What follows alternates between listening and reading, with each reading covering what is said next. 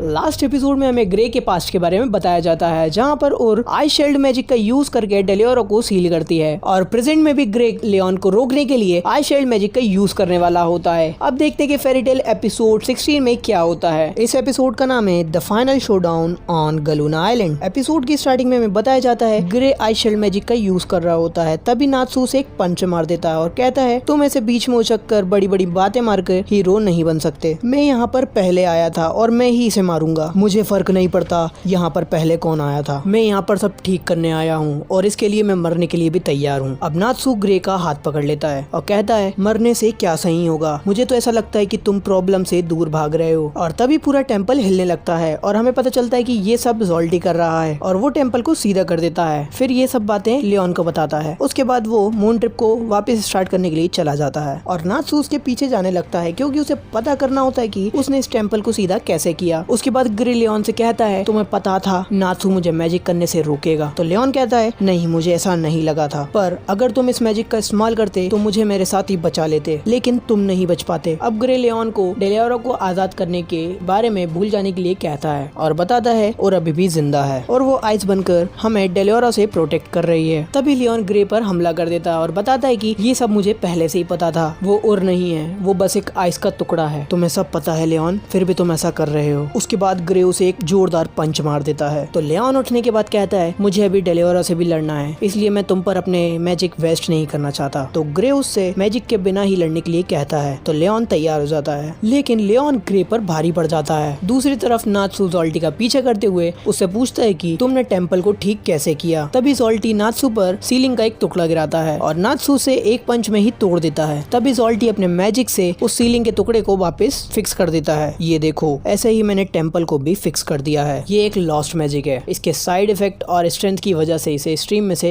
Erase कर दिया है। ये कहने के बाद ज़ोल्टी वहाँ से गायब हो जाता है। यहाँ पर हम देखते हैं कि लड़ाई अभी भी चल रही होती है। लियोन ग्रे को बहुत बुरी तरीके से पीट रहा होता है। अब ग्रे को उस टाइम की बात याद आती है जिस टाइम वो छोटे थे। उस टाइम नात्सु भी ग्रे की तरह मार खा रहा था, लेकिन वो अपने डिटर्मिनेशन के कारण हार नहीं मानता। बहुत बार पिटने के बाद भी वो खड़ा हो जाता था। उसके बाद लियोन ग्रे से कहता है अब मैं जा रहा हूँ। तो ग्रे कहता है अभी ये सब खत्म नहीं हुआ और फिर ये दोनों वापस लड़ने लगते हैं, पर अब दोनों एक दूसरे को बराबरी से डैमेज करते हैं। ये सब बिल्कुल वैसा ही होता है जैसे नात्सु के साथ लड़ते टाइम पे हुआ था और उस वक्त उनकी मैच ड्रॉ हो जाती है। लेकिन प्रेजेंट में ग्रे लियोन पर एक फाइनल अटैक कर देता है। दूसरी तरफ हमें दिखाया जाता है कि एर्जा, लूसी और हैप्पी प्रिस्ट से लड़ रहे होते हैं। तभी लूसी कैंसर को समन करती है। मैं आपके लिए क्या सेवा कर सकता हूँ मिस एर्जा। अब लूसी कैंसर को प्रिस्ट पर हमला करने के लिए कहती है और वो लोग हरा देते हैं उन्हें। हम तुम्हें कोल्ड एम्परर के काम में दखल देने नहीं देंगे। अब एर्जा उनका हेडबैंड नोटिस करती है और उसे पता चलता है कि ये तो ब्रेगो सिटी से हैं, जहाँ पर लास्ट टाइम डेलियोरा ने अटैक किया था। उसके बाद सीन शिफ्ट होता है। यहाँ पर हमें बताया जाता है कि ग्रे लियोन पर भारी पड़ रहा है, इसलिए लियोन अब मैजिक का इस्तेमाल करता है, जो कि रूल्स के खिलाफ है, क्योंकि उन लोगों ने डिसाइड किया था कि मैजिक का इस्तेमाल नहीं करेंगे। दूसरे सीन में दिखाया जाता है यहाँ पर ज़ोल्टी डेलियोरा को देख रहा होता है। तभी उसके पीछे से उस पर नात्सु अटैक कर देता है, लेकिन वो किसी तरह उसके अटैक से बच जाता है। अब नात्सु नोटिस करता है जो आइस है वो मेल्ट होना स्टार्ट हो चुकी है और हम देखते हैं कि टॉबी इस सेरेमनी को परफॉर्म कर रहा है। तो नात्सु उसे रोकने के लिए जाता है, पर ज़ोल्टी उसे जाने नहीं देता और वो आपस में लड़ने लगते हैं। और यहाँ पर लियोन को पता चल जाता है कि आइस मेल्ट होना शुरू हो चुकी है और वो ग्रे पर मैजिक से अटैक करता है और कहता है मैंने नॉलेज गेन की है और अलायंस बनाया है जो कि मुझे डेलियोरा को आजाद करने में मदद कर रहे हैं, पर तुम अभी भी उस बेकार गिल्ड में ही सड़ रहे हो। मैंने वही किया जो उर ने मुझसे कहा था। उसने कहा था